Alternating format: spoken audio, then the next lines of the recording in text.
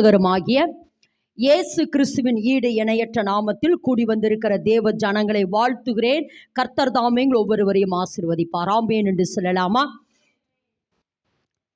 மீண்டுமாய் வாசிப்போம். யோவான் எழுதின சுவிசேஷம் 10ஆம் அதிகாரம் 10வது வேத வசனம். திருடன் திருடவும் கொல்லவும் அழிக்கவும் வருகிறானே இன்றி வேறொன்றுக்கும் வரான்.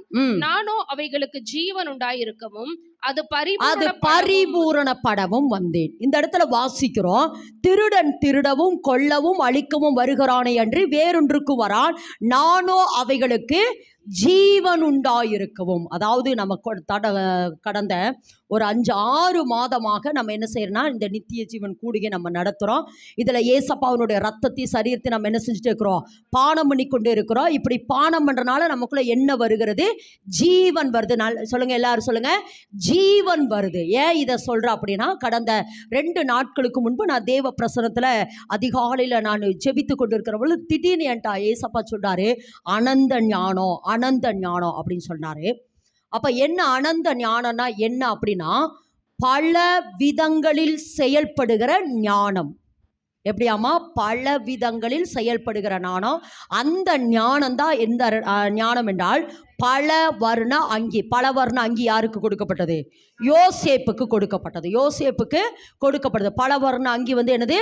யோசேப்புக்கு கொடுக்கப்பட்டது. அப்போ யோசேப்பினுடைய பெரிய வேலை என்ன வேலை? வெகு ஜனங்களை உயிரோடு கூட காக்கிறது. சொல்லுங்க, வெகு ஜனங்களை. இதை எதுக்கு சொல்கிறேன்னா, நான் ரொம்ப இப்போ ஏசப்பாட்ட கேட்குற, ஆண்டவரே இந்த ஜீவன் எனக்குள் போகிறது, இந்த ஜீவன் எனக்குள்ளே என்ன செய்யணும்? வேலை செய்யணும். சொல்லுங்கள், இந்த ஜீவன் எனக்குள்ளே என்ன செய்யணும்? வேலை செய்யணும். இந்த ஜீவன் தான் எனக்குள்ளே ஞானத்தின் ஊற்று, அடுத்த ஐஸ்வர்ய ஊற்று, கிருபையின் ஊற்று, இந்த மாதிரி 7 வகை ஊற்றுகளை எல்லாம் எனக்குள்ளே என்ன பண்ணிட்டே இருக்குதா? பெருக்கெடுத்து கொண்டே இருக்கிறது அப்படின்னு சொல்லி. ஆமாம், இதை நான் ஏசப்பாட்ட சொல்ல சொல்ல சொல்ல ஏசப்பா இந்த வார்த்தை சொன்னார். இது எதுக்கு இதை சொல்கிறேன்னா, அப்போ இந்த ஜீவ ஊற்று எனக்குள் வர வர தேவன் என்னை ஞானத்தினால், சொல்லுங்க, அனந்த ஞானம், சொல்லுங்க, பல விதங்களில் செயல்படுகிற அனந்த ஞானம். அந்த ஞானம் தான் யாருக்குள்ள இருந்ததுன்னா, யோசேப்புக்குள்ள இருந்தது. யாருக்குள்ள இருந்ததுன்னா, யோசேப்புக்குள்ள இருந்தது. அதுதான் வெகு ஜனங்களை உயிரோடு கூட காக்கிறது. அதாவது கடந்த நேற்று தினத்தில் ஏசப்பா எனக்கு சொன்னார், இதெல்லாம் வந்து நமக்குள்ள வந்துட்டா. ஆபிரகாமை போல விசுவாசம். சொல்லுங்க அந்த வார்த்தையை. ஆபிரகாமை போல விசுவாசமும், அடுத்து ஈசாக்கை போல கீழ்ப்படிதலும். சொல்லுங்க, ஈசாக்கை போல கீழ்ப்படிதலும், அடுத்து யாக்கோபை போல மறுரூபமும். சொல்லுங்க, இது ரொம்ப முக்கியம். என்ன வேணும்? மறுரூபம். திரும்ப சொல்லுங்க, ஆபிரகாமை போல விசுவாசமும், ஈசாக்கை போல கீழ்ப்படிதலும், அடுத்து யாக்கோபை போல மறுரூபமும் வந்துட்டா, யோசேப்பை போல நம்ம தேசத்தில் செயல்பட ஆரம்பித்துருவோம். வெகு ஜனங்களை உயிரோடு கூட காக்கிற ஒரு பெரிய வேலையை தேவன் நமக்கு தருகிறார். ஆமென் என்று சொல்லலாமா? சரி, திரும்ப அந்த வசந்த வாசிமா. யோவான் 10:10.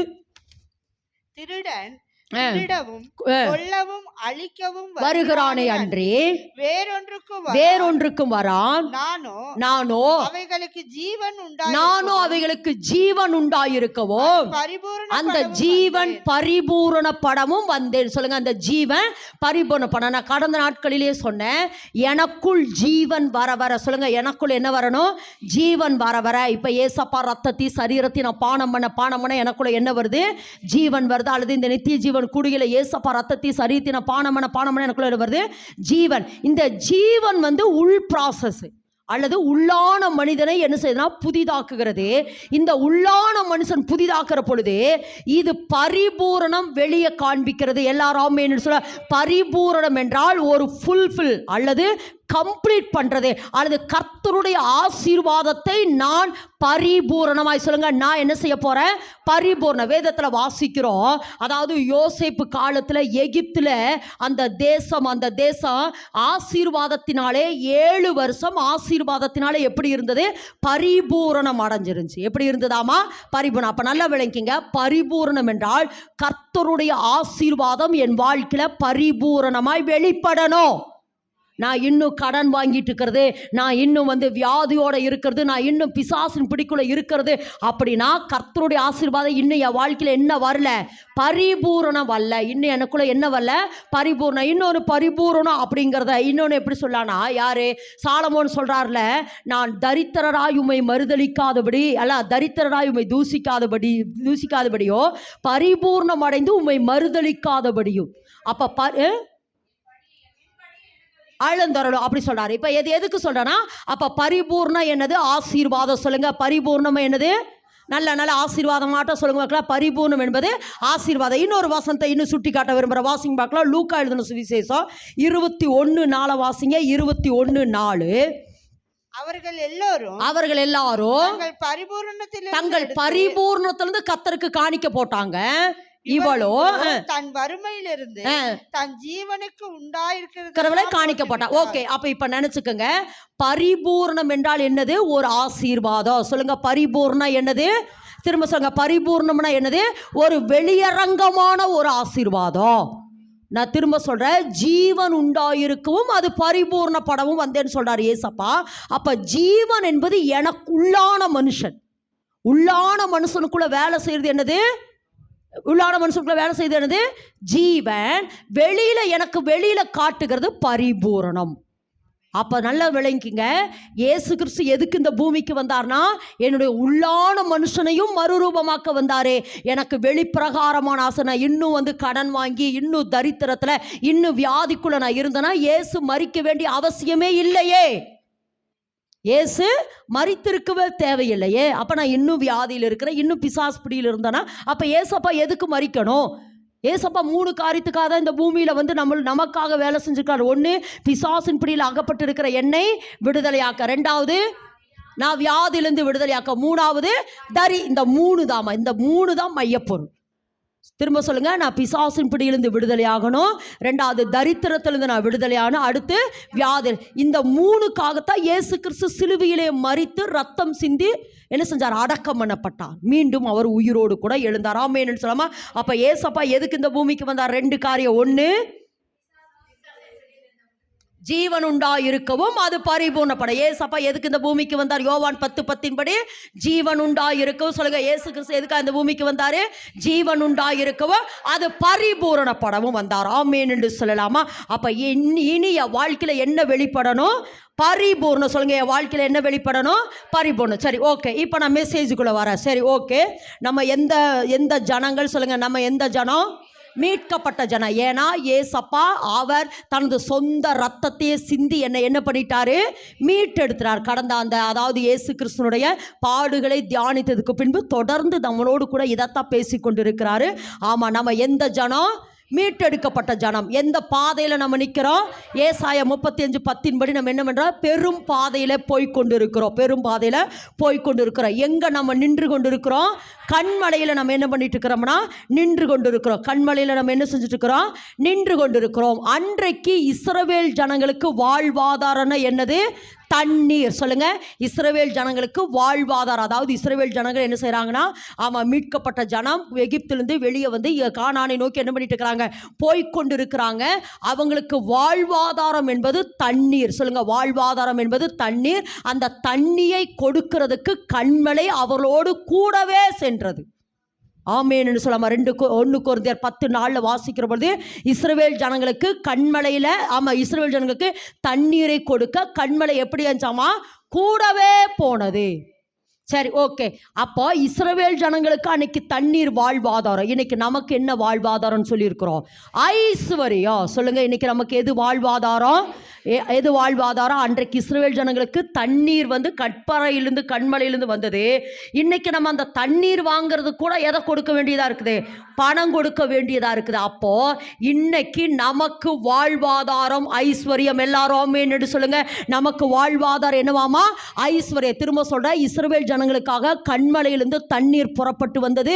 அந்த தண்ணீரை குடித்து அடுத்து ஜனங்களுக்கு தேவையான மன்னாவை கொடுத்தார், காடைகளை கொடுத்தார். இதெல்லாம் ஜனங்களுக்கு கொடுத்து ஜனங்களை என்ன செஞ்சார்னா அந்த வனாந்தரத்தில் நடத்தி செங்கடலை கடந்து எரிகோவை கடந்து அடுத்து யோர்தானை கடந்து அவங்களை கானானில் கொண்டு போய் சேர்த்தார். அதுபோலதான் தேவன் இனி என் வாழ்க்கையில அவருடைய வாக்குத்தத்தத்தை நிறைவேற்ற எனக்கு ஐஸ்வர்யம் தேவை. எல்லாரும் ஆமென் என்று சொல்லுங்க. ஏன்னா என்ன தேவை நமக்கு? பக்கத்தில் கருத்தப்படுங்க. பணம் தேவை நமக்கு. எல்லாவற்றுக்கும் என்ன தேவை? பணம், ஐஸ்வர்யம் தேவை. இன்னைக்கு அந்த ஐஸ்வர்யத்தை எப்படி நம்ம வாழ்க்கையில் ரிலீஸ் பண்ணுறது? அல்லது நான் திரும்பவும் சொன்ன அப்படியே சொன்னது, நான் கடனாக இருக்குன்னு நான் இப்போ கடன் வாங்கிட்டு இருக்கிறேங்கிறது உண்மை. சொல்லுங்கள், கடன் வாங்கிட்டு இருக்கிறேங்கிறது உண்மை. ஆனால் நீ கடன் வாங்காமல் இருப்பாய் என்பது வசனம். ஓகேவாமா? நீ கடன் வாங்க மாட்டாய் என்பது வசனம். நான் கடன் வாங்க மாட்டேன் என்பதற்கு ஏசப்பா செய்திருக்கிறது கிரயம். அப்ப இனி நான் கடன் வாங்காமல் இருப்பேன் என்பது ஏசப்பா எனக்காக கிரயம் செய்தபடினாலே நான் கடன் வாங்க மாட்டேன் என்பது சத்தியம். அப்ப அந்த சத்தியம்தான் இனி என் வாழ்க்கையில வேலை செய்யணும். நான் கடன் வாங்கக்கூடாது. சொல்லுங்க, நான் கடன் வாங்காதிருப்பா. அது பக்கம் பாமா நல்லா சொல்லுங்க. நல்லா அந்த வார்த்தை அவங்களுக்குள்ள போய், இனி நீ கடன் வாங்காதிருப்பாய், மற்றவளுக்கு கடன் கொடுப்பாய். ஏன்னா பூமியின் வம்சங்கள் எல்லாம் எனக்குள் ஆசீர்வதிக்கப்படணும். பூமியின் வம்சங்கள் எல்லாம் எனக்குள் ஆசீர்வதிக்கப்படணும். பூமியின் வம்சங்கள் எல்லாம் எனக்குள் ஆசீர்வதிக்கப்படணும். ஆமேன் என்று சொல்லலாமா? அதனால தான் அப்போ நான் கடன் வாங்க மாட்டேன் ஒன்று, இல்லைன்னா நான் ஐஸ்வர்யவானாய் மாறுகிறதுக்கு நான் ஐஸ்வர்யவானாய் மாறுகிறதுக்காக ஏசப்பா எனக்காக தரித்திரரானார். எல்லாரும் அந்த வேத வசனத்தை வாசிப்போம். 2 கொரிந்தியர் 8ஆம் அதிகாரம் 9வது வேத வசனம் 8-9 வாசிங்க. 2 கொரிந்தியர் 8-9.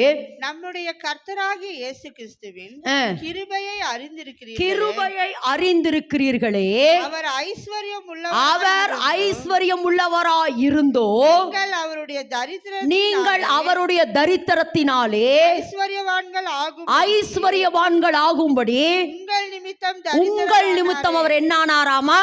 தரித்திரனா. இந்த வார்த்தை அப்படியே நீங்க 3 முறை சொல்லுங்க பார்க்கலாம். நான் ஐஸ்வர்யவானாய் மாற.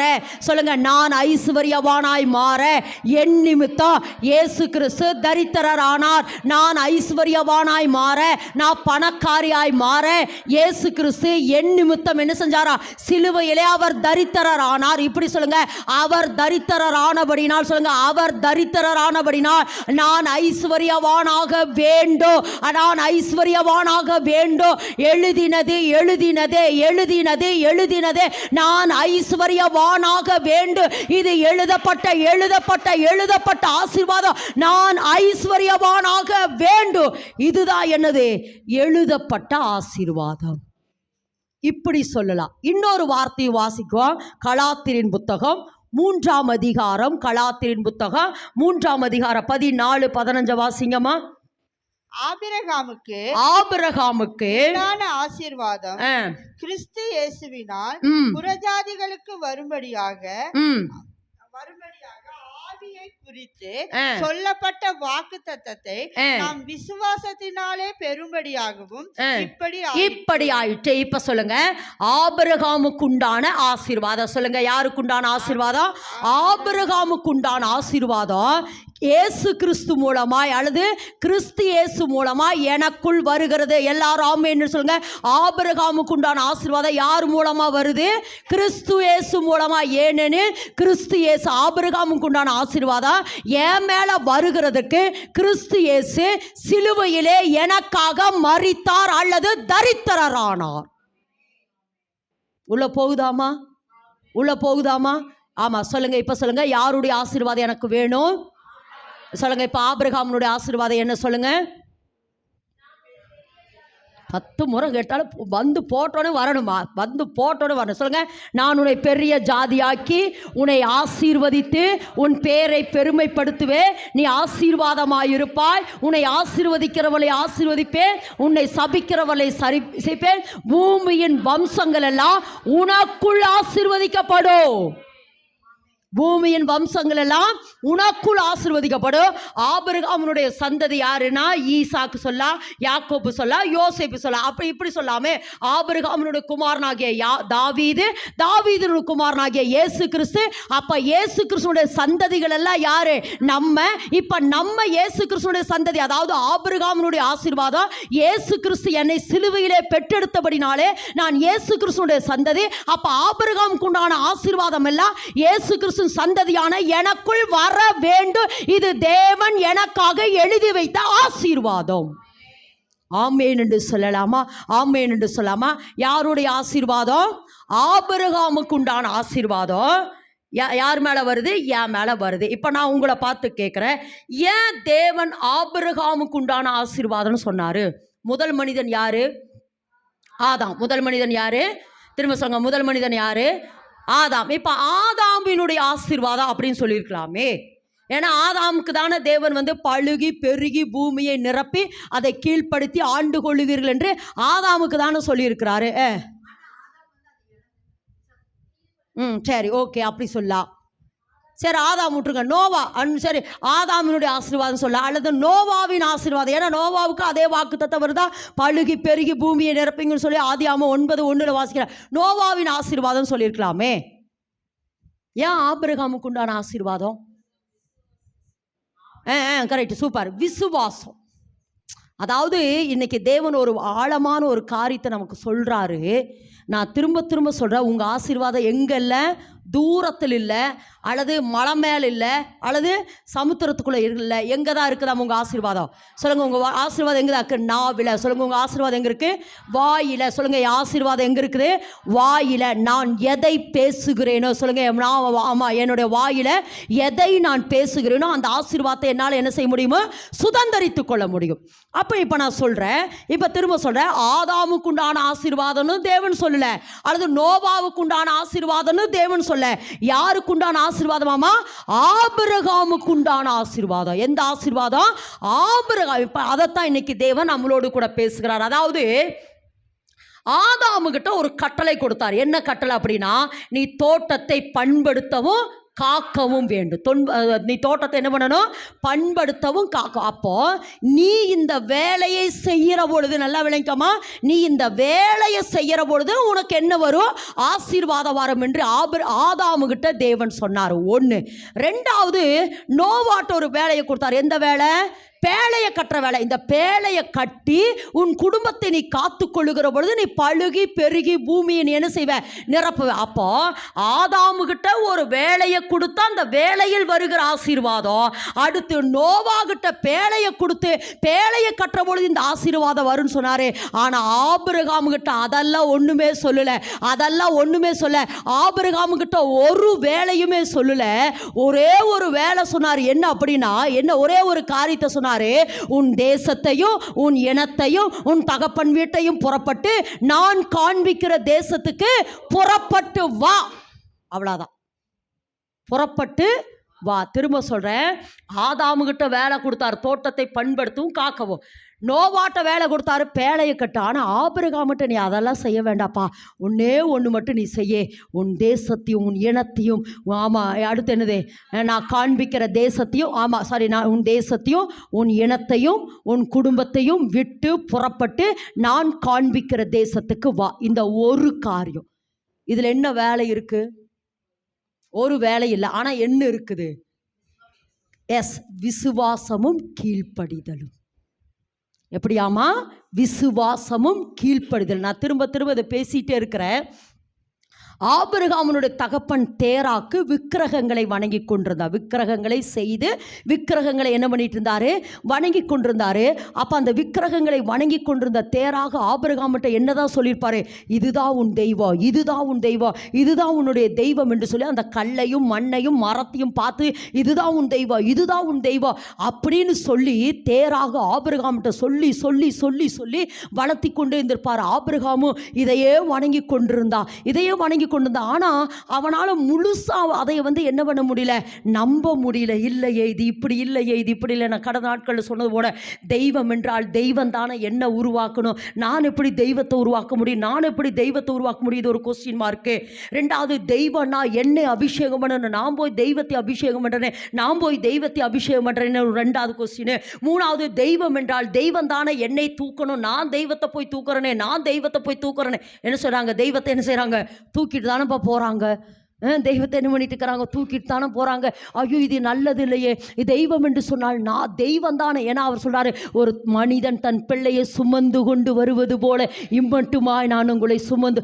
இதெல்லாம் ஆபிரகாமுக்குள்ள ஒரு கொஸ்டின்.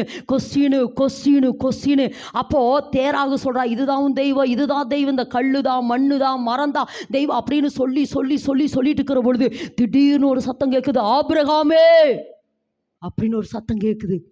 அப்படியே பார்க்குறாரு, உன் தேசத்தையும் உன் இனத்தையும் உன் குடும்பத்தை விட்டு புறப்பட்டு நான் காண்பிக்கிற தேசத்துக்கு வா ஆபிரகாமே அப்படின்னு சொன்ன உடனே அந்த விசுவாசம் வந்துச்சு பாருங்க.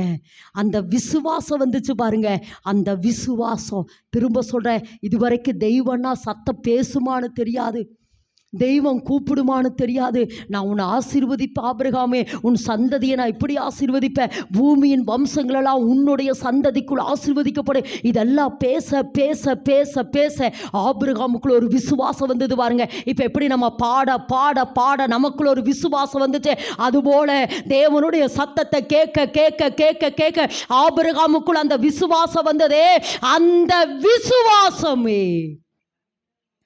அந்த விசுவாசமே எதை கொண்டு வந்ததுன்னா கீழ்ப்படிதலை கொண்டு வந்தது.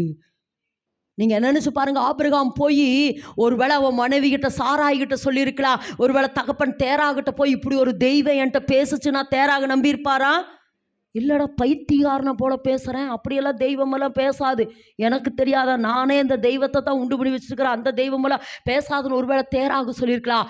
ஆனால் தகப்பனுடைய வார்த்தையும் தாயினுடைய வார்த்தையும் மனைவியினுடைய வார்த்தை எல்லா வார்த்தையும் தள்ளிவிட்டு, இல்லை ஒரு தெய்வம் என்னோடு கூட பேசுச்சு, அந்த தெய்வம் என்னை கூப்பிட்டுக்குதே, நான் காண்பிக்கிற தேசத்துக்கு வா என்று சொல்லி அந்த தெய்வம் என்னோடு கூட பேசுச்சு, அதனால நான் எல்லாவற்றையும் விட்டு புறப்பட்டு போகிறேன் என்று விசுவாச கீழ்ப்படிதலோட விசுவாசத்தை கூட்டிக் கொண்டு புறப்பட்டு வந்தார் பாருங்க.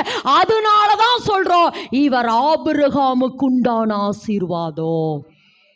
வாசிங்கம்மா ரோமரின் புத்தகம் வாசிங்க 4:16. சுதந்திரமானது கிருபையினால் உண்டாகிறதபடிக்கு அது விசுவாசத்தினாலே வருகிறது. நியாய பிரமாணத்தை சார்ந்தவர்களாகிய சந்ததியாருக்கு மாத்திரமல்ல. இல்ல மகளே இருங்க, தகப்பனாகிய ஆபிரகாம். சரி வாசிங்க, வேகமா வாசிமா, நல்லா வாசிமா. எல்லோருக்கும் தகப்பனாகிய ஆபிரகாம், நம்ம எல்லாருக்கும் தகப்பனாகிய ஆபிரகாமுடைய விசுவாசம் சார்ந்தவர்கள். போது இந்த இடத்துல வாசிக்கிறோம், நம் எல்லாருக்கும் தகப்பனாகிய ஆபிரகாமுடைய விசுவாசத்தை சார்ந்திருக்கிறோம். ஆமேன் என்று சொல்லலாமா? இதில் ஒன்னொன்று, ஒருவேளை ஆபிரகாம் போய் சொல்கிறாரோ தேராகிட்ட இப்படி நான் போகிறப்பா அப்படிங்கிற பொழுது ஒருவேளை தேராக கேட்டிருக்கலாம், சரிப்பா எங்கே போகிறேன்? தேராக கேட்டிருப்பார், சரிப்பா போகிறேன்னு சொல்கிறேன், எந்த ஊருக்குப்பா போகிறேன்? கடவுள் உங்கள்கிட்ட பேசுச்சுன்னு சொல்கிறையே, அந்த கடவுளுடைய எந்த ஊருக்குப்பா கூப்பிட்டுச்சு அப்படிங்கிற பொழுது இவர் என்ன சொல்லியிருப்பார்? தெரியல. இதெல்லாம் யோசித்து பாருங்க. இதெல்லாம் எப்படி, எதுக்கு இதை சொல்கிறேன்னா, அப்போ ஒரு கண்மூடித்தனமான ஒரு விசுவாசத்தோட, திரும்ப சொல்ற, முன்ன பின்ன ஒரு தெய்வம் பேசும் என்பதை அறியாத ஆபிரகாம், தெய்வம் பேசுச்சு, அந்த தெய்வம் புறப்பட்டு வான்னு சொல்லுச்சு, எங்க புறப்பட்டு வான்னு சொல்லுச்சுன்னு கூட தெரியாது.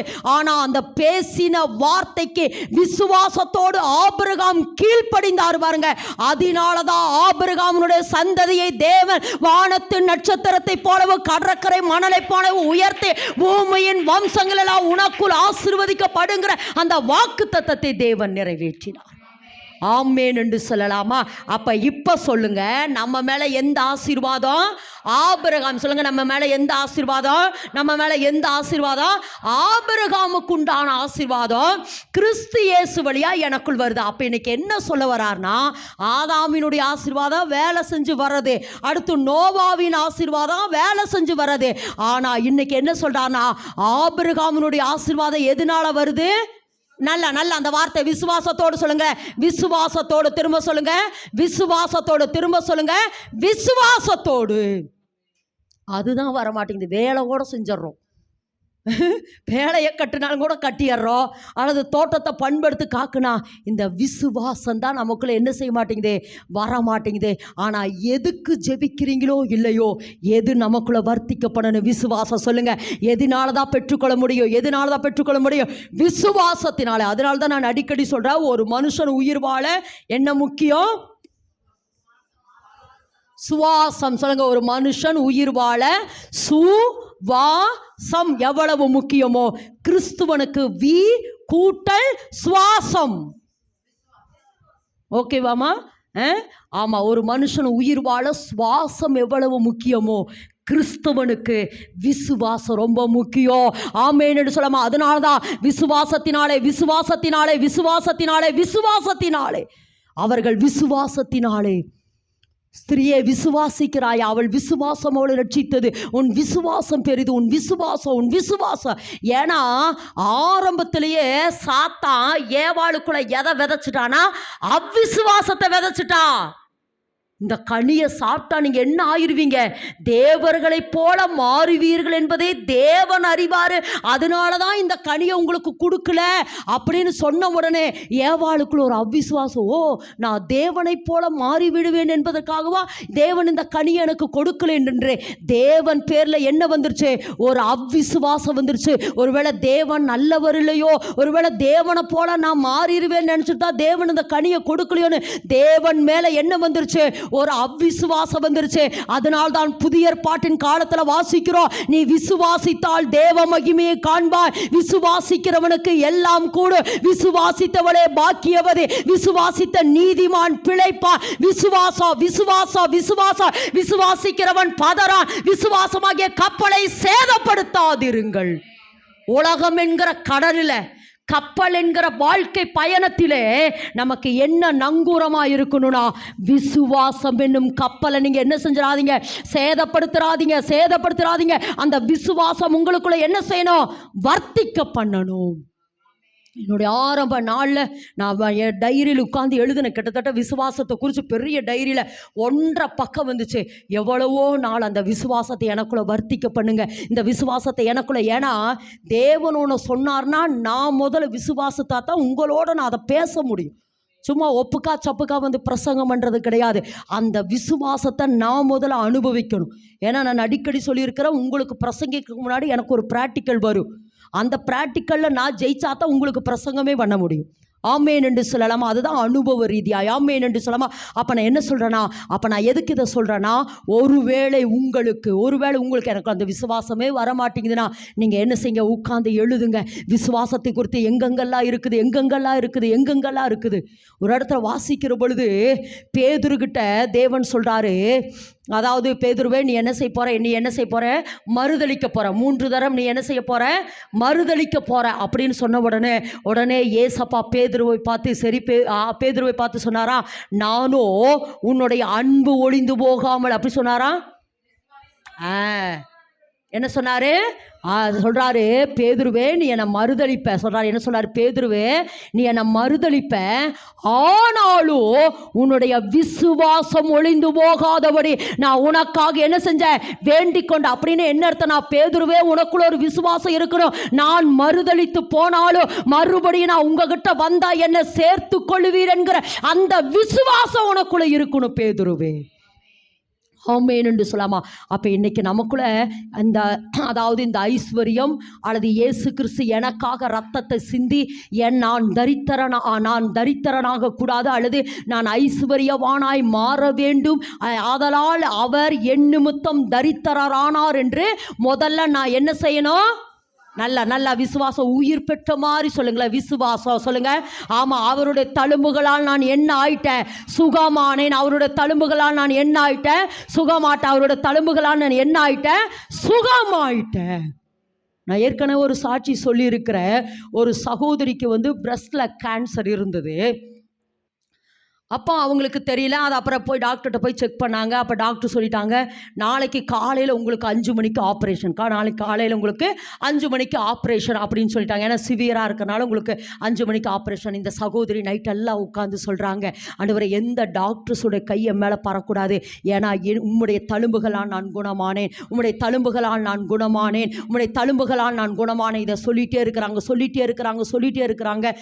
சரியாக அதிகாலை 5 மணிக்கு வந்துச்சு. அப்படி என்ன நர்ஸெல்லாம் வராங்க, இவங்களுக்கு அந்த ஆப்ரேஷனோட ட்ரெஸ்ஸை போடுறாங்க, இவங்களை ஆப்ரேஷன் தேட்டருக்குள்ளே கொண்டு போகிறாங்க. டாக்டர்ஸ் எல்லாம் வந்துட்டாங்க. அப்போது டாக்டர்ஸ் எல்லாம் வந்து அப்படியே ஃபஸ்ட்டு செக்கப்பில் அப்படியே பண்ணி பார்க்குறாங்க. அந்த கட்டியை காணோம், அந்த கேன்சர் கட்டியை காணோம். அப்போ அந்த டாக்டர் அந்த அம்மாவை பார்த்து கேட்குறாங்க, என்னம்மா கட்டின்னு சொல்லி தானம்மா அட்மிட் ஆனீங்க, உங்களுக்கு ஆப்ரேஷனுக்கெல்லாம் ரெடி பண்ணிட்டோம், கட்டியை காணோம் அப்படிங்கிற பொழுது அப்போ யோசிச்சுட்டு, டாக்டர் நீங்கள் நான் படுத்திருந்த பெட்ரூமில் ஒரு பேஸ்கெட் பாக்ஸ் இருக்குல்ல, அங்கே போய் பாருங்கன்னா அதே மாதிரி அவங்க அங்கே போய் பார்த்தா ஒரு கட்டி ஒன்று அந்த பேஸ்கெட் பாக்ஸ்குள்ளே கிடந்துச்சு.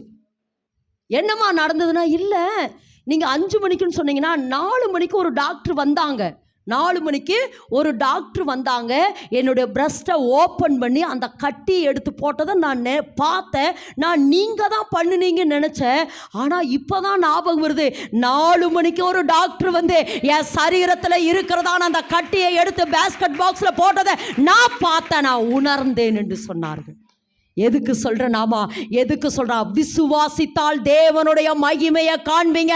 நல்லா கரந்தட்டுமா, விசுவாசிக்கிறவனுக்கு எல்லாம் கூட. நீங்கள் விசுவாசித்தால் தேவனுடைய மகிமையை காண்பீர்கள். ஆமென் என்று சொல்லலாமா? இப்போ எனக்கு எதனால தான் ஆபிரகாமுக்கு உண்டான ஆசீர்வாதம் என் மேலே வருது? நல்லா சொல்லுங்க, எதனால தான் வருது? திரும்ப சொல்லுங்க, எதனால தான் வருது? ஆமாம், விசுவாசத்தினாலே. இதைத்தான் கடந்த வாரத்திலே நான் ஐஸ்வர்யவானாய் மறுபடியும் அந்த வசனத்தை வாசிங்க. 2 கொரிந்தியர் 8:9.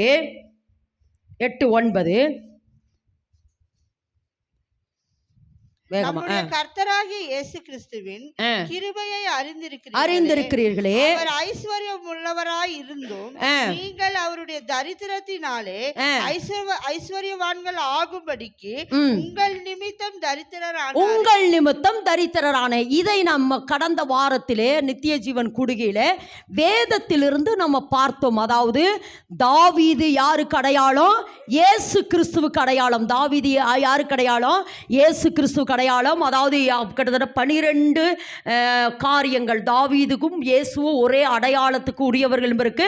12 காரியங்களை சொன்னார். அதுல 7 காரியம் கடந்த நாட்களை சொன்னார். அவன் பெத்லகேம், தாவீது பெத்லகேம் ஊரான். இயேசு கிறிஸ்து எங்க தான் பிறந்தாரு? பெத்லகேம்ல பிறந்தாரு. எப்படி தாவீதை அவனுடைய சகோதரர்கள் வெறுத்தார்களோ அதுபோல இயேசு கிறிஸ்துவை யாருமே என்ன செய்யல, ஏற்றுக்கொள்ளவில்லை. தாவீதினுடைய கையில எப்படி மரக்கவன் தான் என்ன சொல்லுவாங்க, கவன், அந்த கவன்ல வச்சுதான் யார் அழிக்கிறா? கோலியாத்தா. அப்ப மரக்கவன் எப்படி தாவீது கிட்ட இருந்ததோ அதே போலதான் இயேசு கிறிஸ்துவும் மரமாகிய சிலுவையில் என்ன செஞ்சாரா? அடிக்கப்பட்டார். அப்படி சொல்ல, எப்படி தாவீது அந்த 5 கல் என்பது 5 நியாயப்பிரமாணத்துக்கு அடையாளம் அல்லது 5 நாமங்களுக்கு அடையாளம். 5 நாமங்கள் சொல்லுங்க. அதிசயமானவர், ஆலோசனை கர்த்தர், வல்லமையுள்ள தேவன், நித்திய பிதா, சமாதான பிரபு. 5 நாமங்கள். 5 கல் என்பது 5 நாமங்கள். இயேசு கிறிஸ்துவுக்கு 5 நாமங்கள் இருக்கிறது. அதனால் அந்த 5 நாமங்களில் ஒரு கல்லாகிய யாரு? தாவீது அந்த கல்லை எடுத்து அடித்தான். அதே போல எப்படி இயேசு கிறிஸ்து சாத்தானுடைய தலையை குறிவைத்தாரோ அதுபோல தாவீதும் கோலியாத்தினுடைய தலையை என்ன செஞ்சாரா? குறிவைத்து என்ன செஞ்சாரா? அடித்தாரு.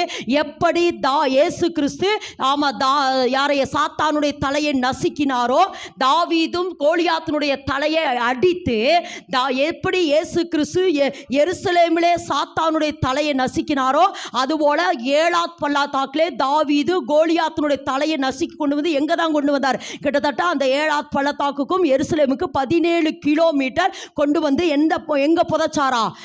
எருசலேமில் புதைத்தார். அதுதான் கொல்கதா மலை. இப்படி நிறைய அடையாளங்களை கடந்த நாட்களில் சொன்னார். அப்படி எப்படி இயேசு கிறிஸ்து நமக்காக சிலுவையிலே எல்லாவற்றையும் சம்பாதித்து வைத்தாரோ அதே போல தான் தாவீது எல்லா ராஜாக்களிலுடைய, அதாவது தாவீது ராஜாவான உடனே எருசலேமை சுற்றி இருக்கிற எல்லா ராஜாக்களையும் அழித்து அந்த ராஜாக்கள் கையில் இருக்கிறதான தங்கங்களையும் வெள்ளிகளையும் பொன்னுகளையும் சவதரித்து வைத்ததைத்தான் சாலமோன் எடுத்து ஆலயத்தை கட்டினான்.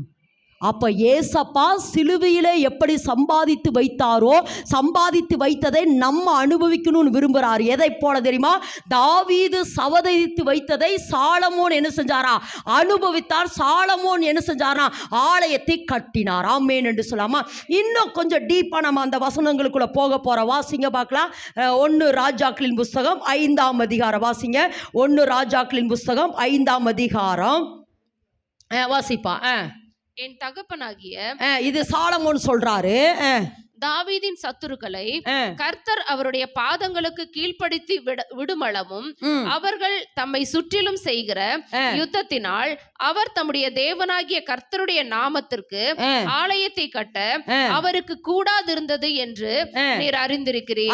மறுபடியும் அந்த வசனத்தை வாசிக்குமா? பாதப்படியாக்கி என் தகப்பனாகிய தாவீது தாவீதின் சத்துருக்களை கர்த்தர் அவருடைய பாதங்களுக்கு கீழ்ப்படுத்தி விடும் அளவு இது ஓகே. கீழே அடுத்த வசனத்தை வாசிமா. இது நிமித்தம் எனக்கு விரோதமும் இல்லை. அடுத்த வசனம். ஆனாலும் இப்பொழுதோ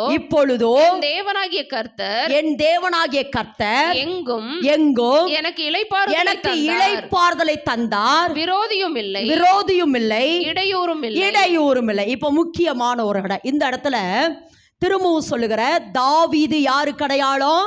இயேசு கிறிஸ்து அடையாளம். திரும்ப சொல்லுங்க, தாவீது யாருக்கு அடையாளம்? இயேசு கிறிஸ்து அடையாளம். தாவீது 2 சாமுவேல் 5ஆம் அதிகாரத்தில் ராஜாவாகிறார். தாவீது என்ன செய்யறாருன்னா ராஜாவாகிறாரு. ராஜாவானதுக்கு அப்புறம் நீங்க 7, 8 எல்லாம் பார்த்தீங்கன்னா என்ன பண்றாருனா, தாவீது ராஜாவானதுக்கு அப்புறம் எருசலேமை முழுவதுமாய் மீட்டெடுக்கிறாரு. எல்லாரும் ஆமென் என்று சொல்லுங்க. எருசலேம் என்ன செய்றாரு? மீட்டெடுக்கிறாரு. அந்த எருசலேமை சுற்றி இருக்கிற எல்லா ராஜாக்களையும் அல்லது எல்லா சத்துருக்களையும் அழித்து போட்டார். என்ன பண்ணாரு? அழித்து போட்டார். ஒரு சத்ருவும் கூட இல்லை. தாவீது எப்படி எல்லா ராஜாக்களையும் அல்லது எல்லா சத்துருக்களையும் அழித்து போட்டு தேசத்தில் ஒரு சமாதானத்தை கட்டளையிட்டு இருக்கிறாரோ அப்படியே ஆண்டவராகிய இயேசு கிறிஸ்து எல்லா சத்துருக்களையும் பாதப்படி ஆக்கிட்டாரு. எல்லாரும் ஆமென் என்று சொல்லுவோம். எல்லா சத்துருக்களையும் என்ன பண்ணிட்டாரு? பாதப்படி ஆக்கிட்டார். அதாவது ரோமர் 16:20 வாசிக்கிறோம், என் சத்துருக்களை எல்லாம் சாத்தானே உங்கள் காலின் கீழ் என்ன பண்ணிட்டீங்க? நசுக்கி போட்டு விட்டீர். சமாதானத்தின் தேவன். ஆமா, சமாதானத்தின் தேவன் தாமே சாத்தானே உங்கள் கால்களுக்கு கீழாக நசுக்கி போடுவார். அப்போ திரும்பவும் சொல்றேன், தாவீது யாருக்கு அடையாளம்? நல்லா சொல்லுங்க, தாவீது யாருக்கு அடையாளம்? இயேசு கிறிஸ்து. அப்போ தாவீது எப்படி ராஜாவானதுக்கு பின்பு எல்லா சத்துருக்களையும் நசுக்கி பாதப்படியாக்கி போட்டு சாலமோன் காலத்துல ஒரு சமாதானமா இருக்கிறதுக்கு வைத்தாரோ அதே போலதான் ஆண்டவராகிய இயேசு கிறிஸ்து இந்த பூமியில நமக்கு எதிரடையாகும், நமக்கு கட்டளைகளாலும் நமக்கு விரோதமாகவும் இருக்கிற எல்லா சத்துருக்களையும் பாதப்படியாக்கி போட்டபடினாலே இனி நான் ஐஸ்வர்யவானாக இருக்கணும், இனி நான் சுகமாக இருக்கணும், இனி நான் ஆசீர்வாதமாக இருக்கணும், இனி நான் ஐஸ்வர்யவானா இருக்கணும், இனி சாத்தானுடைய எந்த இடையூறு எந்த விரோதமும் என் வாழ்க்கையில வரக்கூடாது. இதுதான் விசுவாசம். நல்ல கரந்தட்டுமா. இந்த விசுவாசம் நமக்கு யாருக்குண்டான ஆசீர்வாதம்? யாருக்குண்டான ஆசீர்வாதம்? இப்ப சொல்லுங்க, தாவீது எல்லா சத்துருக்களையும் பாதப்படியாக்கி போட்டுட்டு சாலமோனுக்கு எதை வைத்திருந்தாரா? சமாதானத்தை வச்சிருந்தாரு. ஆமா, எந்த சத்துருவினாலும் இடையூறு இல்லாத அளவுக்கு எல்லா சத்துருக்களையும் பாதப்படியாக்கி சாலமோனுக்கு எதை வைத்திருந்தாரா? அமைதியை வைத்திருந்தார். அப்போ நம்ம அந்த விசுவாசத்துக்குள்ளே வரணும். எப்படி தாவீது சாலமோனுக்கு அமைதியை வைத்தாரோ அதுபோல தாங்க இயேசு கிறிஸ்து நமக்கு எதிரடையாகும் கட்டளைகளால் விரோதமாகவும் இருக்கிற சாத்தானுடைய சகல கையெழுத்துகளையும் பிசாசுடைய வல்லமைகளையும் இன்னைக்கு நான் திரும்ப திரும்ப சொல்கிறேன், எல்லாவற்றையும் சிலுவையிலே நசுக்கிட்டாரு சொல்லும். அந்த விசுவாசம் உனக்குள்ள இப்போ வரணும். எனக்கு எதிரடையாய் சொல்லு, எனக்கு எதிரடையா, எனக்கு கட்டளைகளால் நான் ஐஸ்வர்யவானாக கூடாதபடி என் வாழ்க்கையில இருக்கிற தரித்திரத்தை சொல்லுங்க. நான் தரித்திரத்தில் இனி நான் இருக்க மாட்டேன், இனி நான் கடன் வாங்க மாட்டேன். சொல்லு அந்த வார்த்தையை, இனி நான் கடன் வாங்க மாட்டேன், இனி நான் கடன் வாங்க மாட்டேன், ஏனெனில் என் தேவன் ஐஸ்வர்யம் உள்ளவர். அவர் ஐஸ்வர்யம் உள்ளவர். சொல்லுங்க, தேவன் எப்படிப்பட்டவராமா? தேவன் எப்படிப்பட்டவராமா? ஐஸ்வர்யம் உள்ளவர். அவர் ஐஸ்வர்யம் உள்ளவராய் இருக்கிறது போல நானும் ஐஸ்வர்யவானார். அவர் சுகமாய் இருக்கிறது போல நானும் சுகமாய். எந்த சாத்தானுடைய வல்லமையும் இயேசு கிறிஸ்துவை அடிமைப்படுத்த முடியவில்லை. அதுபோல இயேசு கிறிஸ்துவை அடிமைப்படுத்தாத எந்த சாத்தானுடைய வல்லமையும் என்னுடைய வழியில என்னையும் அடிமைப்படுத்த முடியாது. இப்போ இந்த விசுவாசம் வந்துருச்சாமா? இந்த விசுவாசம் நல்லா சொல்லுங்க. இந்த விசுவாசம் இதுதான். எந்த விசுவாசம்? ஆபிரகாம். நான் திரும்ப சொல்கிறேன், எல்லாவற்றையும் ஆபிரகாம்கிட்ட ஆபிரகாமே ஒருவேளை இதுதான் நீ போக போகிற தேசம், உனக்கு இத்தனை பிள்ளை பிறக்கும், உனக்கு சந்ததி இப்படி இருக்கும், இந்த சந்ததி இப்படியே பெருகு, இப்படியே பெருகு, இப்படியே பெருகு. ஆபிரகாம் கொடுத்தது ஒரு பிள்ளை. ஆபிரகாமினுடைய சந்ததி ஈசாக்கு கொடுத்தது 2 பேர். ஈசாக்கு கொடுத்ததுக்கு 2 பேர். ஈசாக்கினுடைய பிள்ளை யாக்கோபுக்கு கொடுத்தது எத்தனை பேர்? 12 பேர். இதெல்லாம் ஆபிரகாமுக்கு காட்டிட்டா கூப்பிட்டாரு. அப்ப காட்டாம கூப்பிட்ட பொழுது ஆபிரகாம் எதை நம்பித்தான் வந்தாரு? விசுவாசம். இன்னைக்கு நீ சொல்லு மகளே, நீ சொல்லு. எதுக்கு இதை சொல்கிறேன்னா, உன்னுடைய விசுவாசத்தை பெருகு. நம்மளுடைய மைண்ட் செட்டிங்கெல்லாம் எப்படி தெரியுமா? இப்படியே இந்த மாதம் அவங்கக்கிட்ட கடன் வாங்குகிறோம், அந்த மாதம் அவங்கக்கிட்ட கடன் வாங்குவோம், இந்த மாதம் இப்படியே கடனு. அடுத்து என்ன தெரியுமா சொல்லுவா? இந்த வியாதிக்கு இந்த மாத்திரை சாப்பிட்டா இந்த வியாதி, இந்த மாத்திரைக்கு இந்த வியாதி சாப்பிட்டா இந்த வியாதிக்கு இந்த மாத்திரை சாப்பிட்டா அடுத்த வியாதி, அந்த மாத்திரை சாப்பிட்டா இதுக்காக தேவன் நம்மளை அழைக்கலாமா? அழைக்கல. நீ சொல்லு, நான் சுகமா இருப்பேன். மாத்திரையை விட வார்த்தை எனக்கு தேவை. வார்த்தை. அதுக்கு தான் கர்த்தர் சொல்றார், உன் வாயிலே கர்த்தர் தனது வார்த்தையை அருளி இருக்கிறாரு. சாத்தானே, இனி என் மேலே உனக்கு அதிகாரம் இல்லை, என் கணவன் மேலே உனக்கு அதிகாரம் இல்லை, என் மனைவி மேலே உனக்கு அதிகாரம் இல்லை, என் பிள்ளை மேலே உனக்கு அதிகாரம் இல்லை. கையை எடு சாத்தானே, கையை எடு. திரும்ப சொல்கிறேன், தாவீது எப்படி எல்லா சத்துருக்களையும் எல்லா சத்துருக்களையும் அழித்து போட்டு சாலமோனுக்கு ஒரு அமைதல் உள்ள ஜீவனோ அல்லது விரோதம் இல்லாத ஒரு ஜீவன பண்ணும்படியாக எப்படி தாவீது சாலமோனுக்கு ஆசீர்வாதத்தை வைத்தாரோ, ஆண்டவராகிய இயேசு கிறிஸ்து எனக்கு எதிரடையாக இருக்கிற எல்லா சாத்தானின் வல்லமைகளை சிலுவையிலே நசுக்கினபடினாலே நான் சமாதானத்தோடு, ஆசீர்வாதத்தோடு, ஐஸ்வர்யத்தோடு, சுகத்தோடு நான் குடியிருக்க வேண்டும். இதுதான் ஆபிரகாமுக்குண்டான ஆசீர்வாதம். விசுவாசத்தினாலே எனக்குள் வருகிறது. எத்தனை பேர் ஆமேன் என்று சொல்கிறீங்க? எத்தனை பேர் இதை நம்ம என்ன செய்யணும்? அறிக்கிட்டுட்டே இருக்கணும். சொல்லுங்கள், என்ன பண்ணிகிட்டே இருக்கணும்? அறிக்கிட்டுட்டே இருக்கணும். சொல்லுங்கள், என்ன பண்ணிகிட்டே இருக்கணும்? அறிக்கிட்டு நான் சொல்லுங்கள், அவர் என்னை ஐஸ்வர்யவானாய் மாற்றும்படி. திரும்ப சொல்லுங்கள், அவர் என்னை ஐஸ்வர்யவானாய் மாற்றும்படி. நான் என்ன செஞ்சார்? அவர் என்னை ஐஸ்வர்யவானாய் மாற்றும்படி எனக்காக அவர் என்னானார்? தரித்திரரானார். அவர் தரித்திரரானபடினாலே நான் ஐஸ்வர்யவானாய் இருக்கிறேன். அவர் தரித்திரரானபடினால், அந்த வார்த்தை சொல்லுங்கள், அவர் தரித்திரரானபடினால் நான் ஐஸ்வர்யவானாய் இருக்கிறேன். அவருடைய தழும்புகளால் நான் குணமாகிறேன். அவருடைய தழும்புகளால் குணமாகிறேன். பிசாசின் பிடியில் அகப்பட்ட யாவரையும் விடுதலையாக்கும்படியாக இயேசு அப்படியானார். மரண பயத்தில் அடிமைப்பட்டு கிடக்கிற யாவரையும் விடுதலையாக்கும்படி இயேசு அப்படியானார். எப்படியானார்? சிலுவையிலே எனக்காக மரித்து விலைக்கரையை செய்து கிரயம் செய்தபடியால் இனி மரண பயத்துக்குள்ள நான் இருக்க கூடாது. பிசாசுடைய அடிமைத்தனம் என் மேல வரக்கூடாது. சாத்தானை கையை எடு இயேசுவின் நாமத்தில். ஆமேன் என்று சொல்லலாமா? ஆமேன் என்று சொல்லலாமா? அதாவது என்ன சொல்றாருன்னா, நான் அப்படியே சொன்னேன், வானம் அவரது, பூமி அவரது, இந்த பாதப்படி யாருடையது? தேவனுடைய பாதப்படி. இது தேவனுடைய பாதப்படி. அவர் என்ன சொல்றாருன்னா, மகளே, எல்லா களைச்செடியும் பிடுங்கிட்ட. என்ன சொல்ற? அந்த பூமியில் இருக்கிற விபச்சாரம், வேசித்தனம், கொலை வெறி, இந்த கலைச்செடி எல்லாம் நான் என்ன செஞ்சிட்டேன்? வியாதிகளை உண்டு பண்ணுகிற கலைச்செடிகள் அல்லது எப்படி தரித்திரத்தை உண்டு பண்ணுற கலைச்செடி எல்லாம் நான் என்ன செஞ்சிட்டேன்? பிடுங்கி போட்டேன். அப்படின்னா பவர்லெஸ் பண்ணிட்டேன். நான் என்ன பண்ணிட்டேன், பவர்லெஸ் பண்ணிட்டேன், அதெல்லாம் நான் வல்லமை இழக்க பண்ணிட்டேன் மகளே.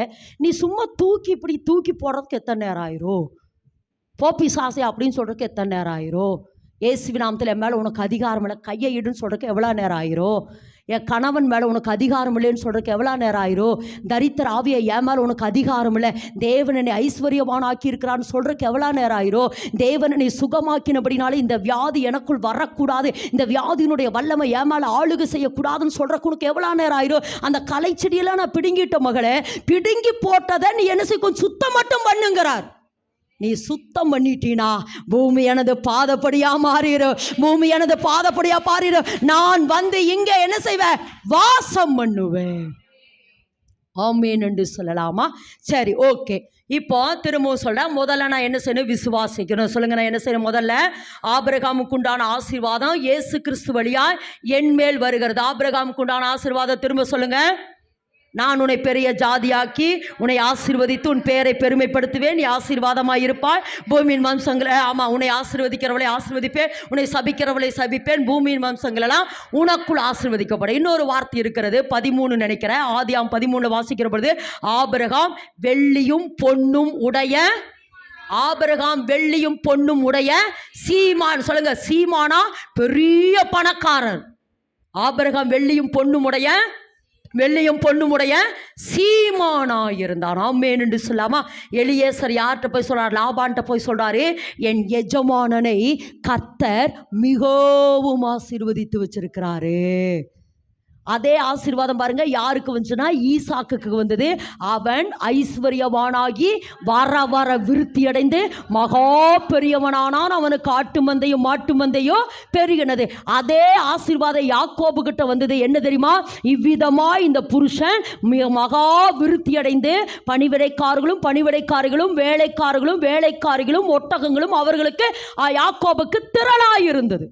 அப்போ நான் எதுக்கு இதை சொல்கிறேன்னா, இந்த ஆசீர்வாதம் அப்படியே சந்ததியா. அப்போ இன்னைக்கு கர்த்தர் சொல்கிறாரே, ஆபிரகாமுக்கு உண்டான ஆசீர்வாதம் என் மேலே வருதுமா. இன்னைக்கு கர்த்தர் சொல்கிறார், ஆபிரகாமுக்கு உண்டான ஆசீர்வாதம் என் மேலே வருது. இன்னைக்கு தேவன் சொல்கிறாரு, என் மேலே ஆபிரகாமுக்கு உண்டான ஆசீர்வாதம் வருது. இதை முதல்ல நீங்கள் என்ன செய்யணும்? நல்லா விசுவாசம் உயிர் பெற்ற மாதிரி சொல்லுங்க, விசுவாசிக்கிறேன். நான் திரும்பவும் சொல்கிறேன், ஆபிரகாம்கிட்ட எல்லாத்தையும் பிக்சரையெல்லாம் காட்டியெல்லாம் கர்த்தர் அழைக்கல. ஒன்றுமே இல்லாத பொழுது அப்புறம் ஒரு வசனம் இருக்கும்ல, நம்புவதற்கு ஏதுவல்லாமல் இருந்தாலும், ஏனெனில் ஆபிரகாமின் சரீரமோ செத்து போயிட்டு, சாராளினுடைய கர்ப்பமும் கர்ப்பப்பை செத்து போயிட்டு, ஆனாலும் அவைகளை எண்ணாதிருந்து நம்புவதற்கு ஏதுவல்லாமல் இருந்தோ நம்பிக்கையோடு அதை விசுவாசித்தான். இன்னைக்கு கர்த்தர் சொல்றாருமா, விசுவாசி மகளே, நீ விசுவாசி, நிச்சய கர்த்தர் என்னை ஆசீர்வதிப்பார். நான் இப்படி இருக்க மாட்டேன், என் வீடு இப்படி இராது, என் கணவன் இப்படி இருக்க மாட்டார், என் குடும்பத்தை கர்த்தர் இப்படி நிர்ணயிக்கல, நான் சந்ததி இல்லாம இருக்க மாட்டேன், ஆமா என்னுடைய குடும்பம் இப்படி இராது. ஆமென் என்று சொல்லலாமா? அப்ப இன்னைக்கு கர்த்தர் என்ன சொல்றாங்க? முதல்ல நீங்க என்ன பண்ணணும்? நல்லா சொல்லுமா, முதல்ல என்ன பண்ணணும்? நல்லா எனக்கு இன்னும் அந்த உயிர் வரல. நல்லா உசுரா சொல்லுங்க, உசுறு உள்ள மாதிரி சொல்லுங்க, விசுவாசம் உசுறு. ஆமாம் விசுவாசிக்கணும். முதல்ல நம்ம என்ன செய்யணும்? அப்போ தான் இதுதான் ஆபிரகாமுக்கு உண்டான ஆசீர்வாதம். ஓகே, ரெண்டாவது வாசிங்க ஒரு வசனத்தை. எஸ்தரின் புத்தகம் 5:11 வாசிப்பா. தன் ஐஸ்வர்யத்தின் மகிமையையும் தன் பிள்ளைகளின் திரட்சியையும், அது மேல் வசந்த வாசிப்பா, மேல் வசனம். ஆகிலும் ஆமான் அதை அடக்கிக் கொண்டு தன் வீட்டுக்கு வந்து தன் சிநேகிதரையும் தன் மனைவியாகிய சிரேஷையும் அழைத்து தன் ஐஸ்வர்யத்தின் மகிமையையும், தன் ஐஸ்வர்யத்தினுடைய மகிமையையும் தன் பிள்ளைகளின் திரட்சியையும், இந்த இடத்துல வாசிக்கிற ஐஸ்வர்யத்தினுடைய மகிமையும் பிள்ளைகளின் திரட்சியும். அதாவது இந்த இடத்துல வாசிக்கிற பொழுது யாரு? எஸ்தர் வந்து ஒரு விருந்து செய்கிறா. எஸ்தர் வந்து இதுக்கு முந்தின காரியங்களில் சொல்கிறேன். எஸ்தர் வந்து ஒரு விருந்து செய்கிறா. யாருக்கு? அகாஸ்வ ராஜாவுக்கு ஒரு பெரிய விருந்து செய்கிறா. அப்படி செய்கிற பொழுது யாரையும் கூப்பிட்றா? ஆமானையும் கூப்பிட்றா. இப்படி ஆமானை கூப்பிட்டோன்னா ஆமானுக்குள்ள கொஞ்சம் ஒரு பெருமை வந்துச்சு. என்னன்னா, ஒரு ராஜாவோடு கூட உட்கார்ந்து சாப்பிட்றதுக்கு ஒரு ராஜாத்தி என்ன கூப்பிட்டுருக்கிறா, யார் நினைக்கிறா இந்த வார்த்தை? ஆமான் நினைக்கிறா. ஒரு ராஜாவோடு கூட சாப்பிட்றதுக்கு ராஜாத்தி வந்து ஏற கூப்பிடுற என்னை கூப்பிட்டுக்கிறான்ட்டு இவன் பெருமை வந்து இவன் எதை தன்னுடைய பெருமையை குறித்து தன்னுடைய குடும்பத்தாரோடு கூட பேசி கொண்டு இருக்கிறா. எதை பற்றி பேசுகிறானா? எதை பற்றி பேசுகிறா? ஐஸ்வர்யத்தினுடைய அதானமா வசிங்க தன் ஐஸ்வர்யத்தின் மகிமை. எதை குறித்து பேசுகிறான்?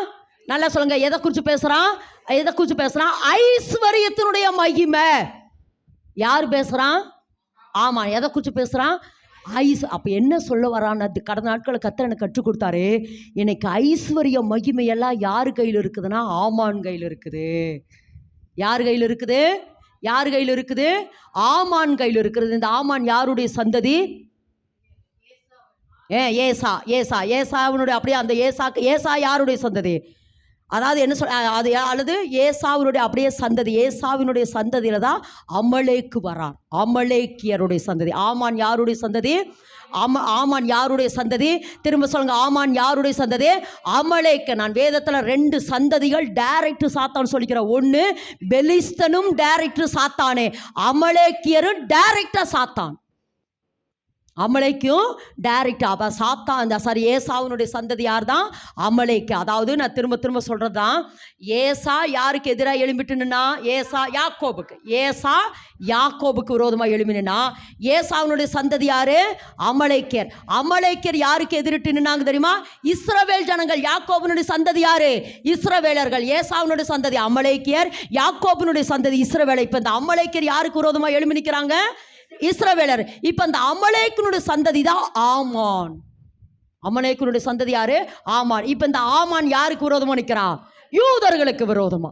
அப்போ அதனாலதான் கர்த்தர் இந்த ப்ராஜெக்டை சவுலுகிட்ட கொடுத்துட்டு அமலேக்கி எனக்கு முதல் எதிரிம்பார். அமலேக்கினுடைய சந்ததி குறித்து சொல்கிற பொழுது அமலேக்கு எனக்கு முதல் எதிரி. ஆமாம், ஏன்னா என்னுடைய சிங்காசனத்துக்கு எதிராக நின்றவன். அதனால் அவனுடைய குழந்தைகளை கூட நீ இரக்கம் வைக்காம நீ என்ன செஞ்சிடும்? கொலை செஞ்சிடும்னு சொல்லி கர்த்தர் யார்கிட்ட கொடுப்பார்? இந்த ப்ராஜெக்டை சவுல்கிட்ட கொடுப்பாரு. ஆனால் அந்த ப்ராஜெக்டை சவுல் என்ன செய்ய மாட்டான்? 100% செய்ய மாட்டான். அதில் தப்பிச்சு வந்தவன் தான் இந்த ஆமான். அதனால தான் கர்த்தர் சொல்றார், குழந்தைகளை கூட நீ இறக்க வச்சிடாம எல்லாத்தையும் கொன்றும்பா. ஆனா அதுல தப்பிச்சு வந்தவன் யாரு? இந்த ஆமான். இப்ப இந்த ஆமானை அழிக்கிறதுக்கு எஸ்தர் எழும்புகிறார். இந்த ஆமானினுடைய வல்லமை அழிக்கிறதுக்கு ஒரு பெண் எழும்புறா பாருங்க, அதுதான் எஸ்தர். ஆமேன்னு சொல்ல. இப்ப சொல்லுங்க, இப்ப இந்த என்னது ஐஸ்வர்யத்தினுடைய மகிமை யார் கையில் இருக்குது? யார் கையில் இருக்கிறது? ஆமானின் கையில் இருக்குது. ஆமானினுடைய கையில் இருக்குது. அப்போ இன்னைக்கு தேவன் என்ன சொல்கிறாரா? ஏன்னா நான் அடிக்கடி சொல்கிறது தான், தேவன் நம்ம மேலே ஐஸ்வர்ய மகிமையை போட்டிருந்தார், அல்லது மகிமையின் ஐஸ்வர்யத்தை நம்ம மேலே போட்டிருந்தாரு. நம்ம ஆதியாகமம் 1:2 ஆதாம் ஏவாளும் ஐஸ்வர்ய மகிமையில் இருந்தோம், மகிமையின் ஐஸ்வர்யத்தில் இருந்தோம். ஆனால் 3ஆம் அதிகாரத்துக்கு அப்புறம் அந்த கனியை சாப்பிட்டதுக்கு அப்புறம் நம்ம அந்த ஐஸ்வர்ய மகிமையெல்லாம் நம்மை விட்டு எடுபட்டு நம்ம என்னவா மாறிட்டோம்? நிர்வாணமாயிட்டோம். நம்ம என்ன ஆயிட்டோம்? நிர்வாணமும் ஆயிட்டோம். அது என்ன அப்படின்னு என்ன சொல்லலாம் அப்படின்னா, நம்ம மேல இந்த ஐஸ்வர்யத்தை எல்லாம் அவன் புடுங்கிட்டான். இப்படி சொல்லுங்க, நம்ம மேல இந்த ஐஸ்வர்ய மகிமையெல்லாம் அவன் புடுங்கிட்டு அவன் நம்மளை என்ன ஆக்கிட்டான்? நிர்வாணமாக்கிட்டான். ஆனால் தேவன் என்ன தெரியுமா சொல்றாரு? அவர் நமக்காக நிர்வாண கோலமாய் சிலுவையில் அவர் தொங்குனபடினாலே அவர் ஐஸ்வர்யத்தினுடைய மகிமையை இப்ப திரும்ப எனக்கு ரட்சிப்பின் வஸ்திரமா தந்துட்டாரு. ரட்சிப்பின் வஸ்திரம், மகிமையின் வஸ்திரம், ரட்சிப்பின் வஸ்திரத்தை தந்துட்டாரு. ரட்சிப்பின் வஸ்திரத்தை தந்துட்டாரு. நமக்கு ரட்சிப்பின் வஸ்திரம் வந்துருச்சு. ஆனால் இன்னாம ஐஸ்வர்ய மகிமை போட்டுட்டு இருக்கிறானே. இன்னைக்கு கர்த்தர் இல்ல மகளே, அவன் உன்னை நிர்வாணமாக்கினா. ஆனால் இப்போ உனக்கு அந்த அதிகாரம் வந்தபடினாலே அவனை நிர்வாணமாக்கி அவனிடத்துல இருக்கிறதெல்லாம் நீ வாங்கணும். நான் உனக்கு என்ன கொடுத்தனோ அதை திரும்பவும் நீ கொள்ளையாடு. அப்படிதாங்க எஸ்தர் எழும்புனா. அதுக்கு தான் எஸ்தர் எழும்புனா. எஸ்தர் எழும்பி ஆமானினுடைய ஐஸ்வர்ய மகிமையை எல்லாவற்றையும் பிடுங்கி அவனை ஆமானியும் அவன் குடும்பத்தையும் தூக்குல போடுகிற வரைக்கும் அவ போராடுனா போராடுனா போராடுனா போராடுனா. இன்னைக்கு கர்த்தர் சொல்றாரு, மகளே மகனே, உன்னுடைய ஐஸ்வர்யத்தை உன்னுடைய ஐஸ்வர்ய மகிமைய சாத்தாங்கிட்டு இருக்குது, அவன் உங்ககிட்ட இருந்து பிடுங்கினால நீ அவங்கிட்ட இருந்து பிடுங்கு. நீ அவங்ககிட்ட இருந்து நீ என்ன செய்யணும்?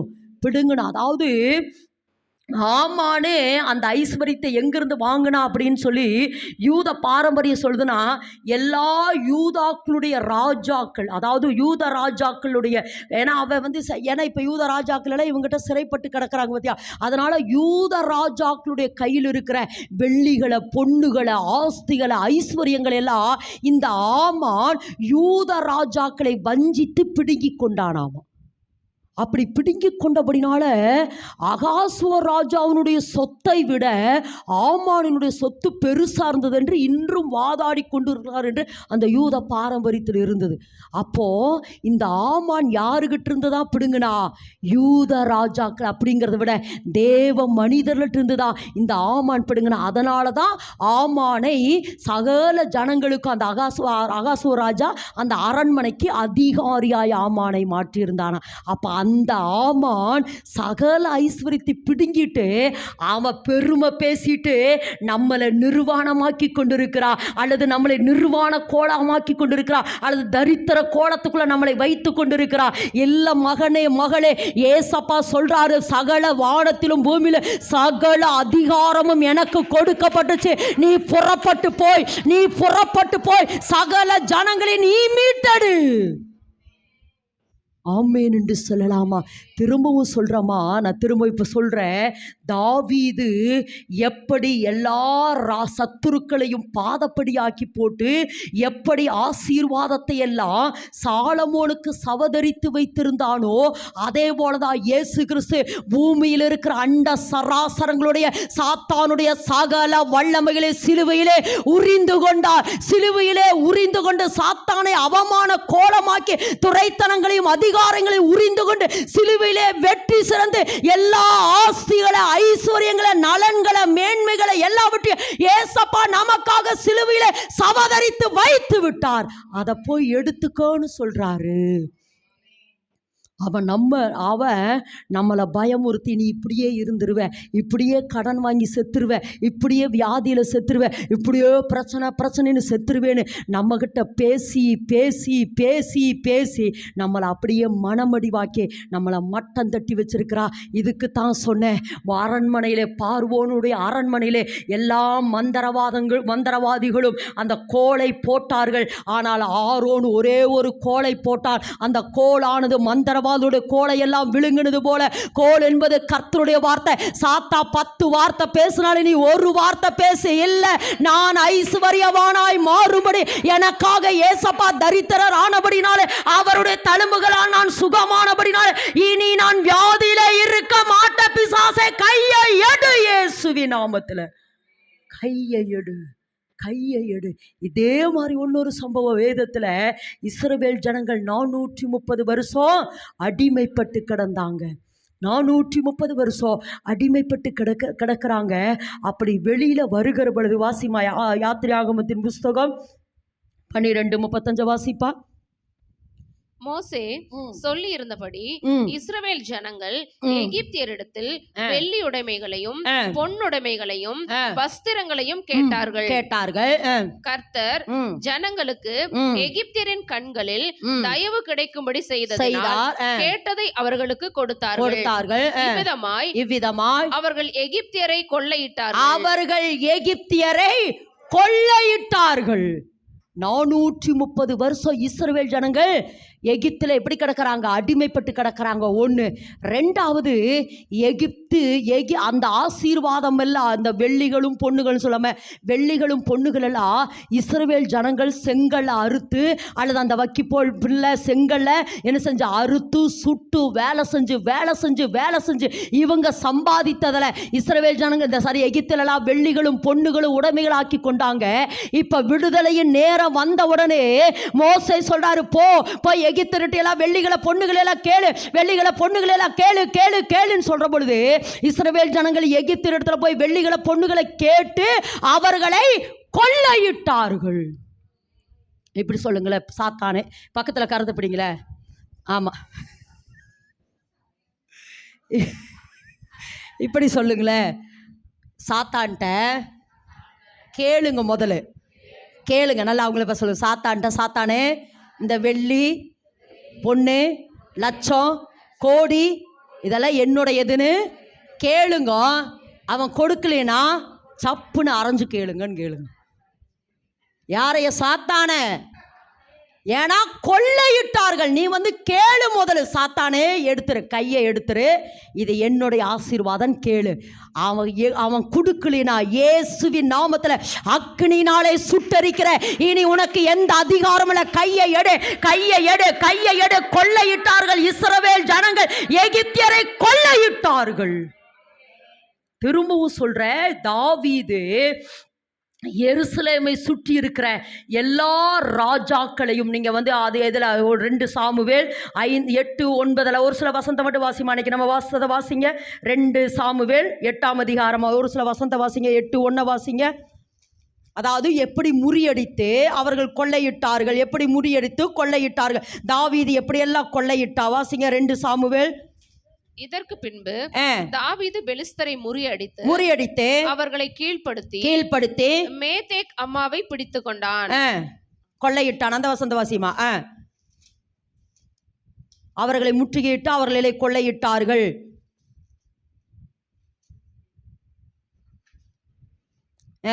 வாசிமா.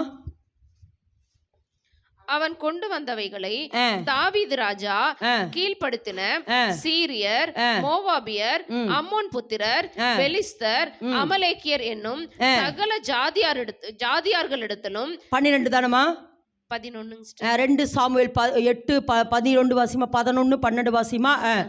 அவன் கொண்டு வந்தவைகளை தாவீது ராஜா கீழ்ப்படுத்தின சீரியர், மோவாபியர், அம்மோன் புத்திரர், பெலிஸ்தர், அமலேக்கியர் என்னும் சகல ஜாதியார்களிடத்திலும் ரேகோபின் குமாரனாகிய ஆதாதேசர் என்னும் சோபாவின் ராஜாவினிடத்திலும் கொள்ளையிட்டதிலும் எடுத்து கர்த்தருக்கு நியமித்த வெள்ளியோடும் பொன்னோடும் கூட கர்த்தருக்கு பிரதிஷ்டை பண்ணினார்கள். புரிஞ்சுச்சாமா? இது வந்து ஒரு இடத்துல தான் இருக்கிற. நீங்க தொடர்ந்து வாசித்து பாருங்க. ஒவ்வொரு இடத்துல தாவீது ராஜா போய் யுத்தம் பண்றாரு. அந்த ராஜாவை முறியடிக்கிறாரு. அங்க இருக்கிற வெள்ளியும் பொன்னையும் கொண்டு வந்து எங்க வச்சாரு?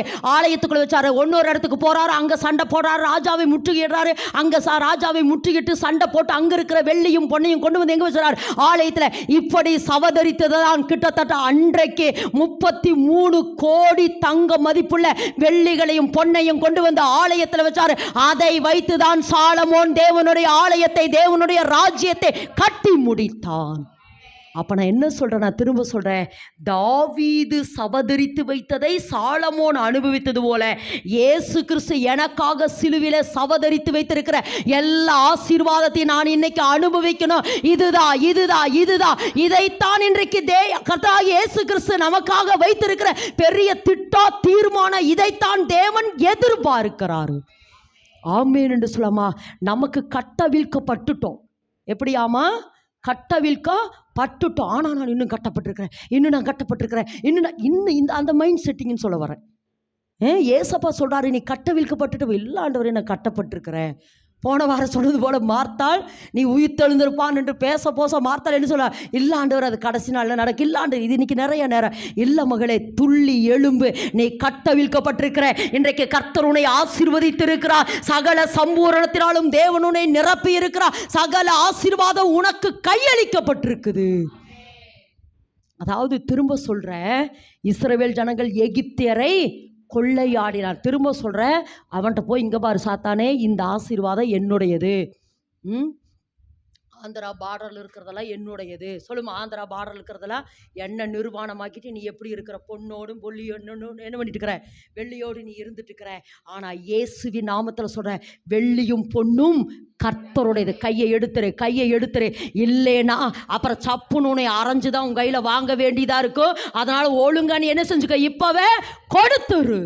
ஏன்னா ஒரு சில பிசாசுகள் அப்படி சொல்லுங்க பாரு, அக்னியை போட்டுருவ அப்படின்னு சொல்லிட்ட போது துள்ள ஆரம்பிச்சிடும். எதுக்கு இதை சொல்கிறேன்னா, இயேசுவின் நாமத்தில் உன்னுடைய எல்லா அதிகாரங்களையும் இயேசு கிறிஸ்து சிலுவையில் உறிஞ்சிட்டாரு. அக்கினியில் போடுகிறதுக்கு முன்பாக என்னுடையதை எனக்கு நீ கொடுத்துரு. சுகம் எனது ஆசீர்வாதம். என்னுடைய சரீர உறுப்புகளுக்குள்ள கர்த்தருடைய ஆசீர்வாத சுகம் தங்கி இருக்கிறது. என்னுடைய சொல்லுமா, சரீர உறுப்புகளில் உனக்கு எந்த அதிகாரமும் இல்லை. என்னுடைய ரத்த சுற்றோட்ட மண்டலத்தில், இனப்பெருக்க மண்டலத்தில், எலும்பு மண்டலத்தில், நரம்பு மண்டலத்தில், சுவாச மண்டலத்தில், ஜீரண மண்டலத்தில் இனி உனக்கு எந்த அதிகாரமும் இல்லை. என்னுடைய மனம், என்னுடைய அறிவு, என்னுடைய சிந்தை, என்னுடைய சித்தம், என் உணர்ச்சியில உனக்கு எந்த அதிகாரம் இல்லை. கையை எடு, கையை எடு.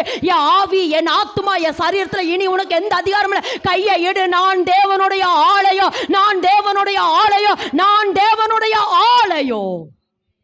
திரும்ப சொல்கிறேன், முதல்ல உனக்கு விடுதலை, ரெண்டாவது உன் குடும்பத்துக்குள்ளே விடுதலை, மூன்றாவது சமுதாயத்துக்குள்ளே பேச. முதல்ல உங்களுக்கு பேசணும், முதல்ல உனக்கு பேச.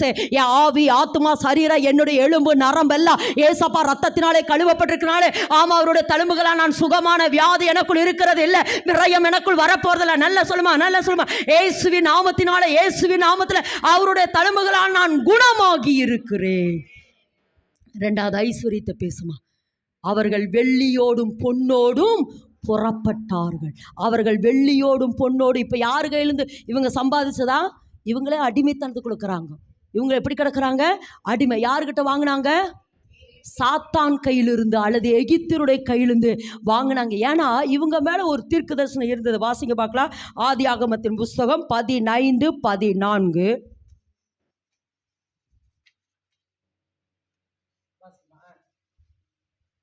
இவர்கள் சேவிக்கும் ஜாதிகளை நான் நியாயம் தீர்ப்பேன், பின்பு மிகுந்த பொருட்களுடனே. இது ஆபிரகாம் சொல்ல. அதுக்கு மேல் வசனம் வாசிமா.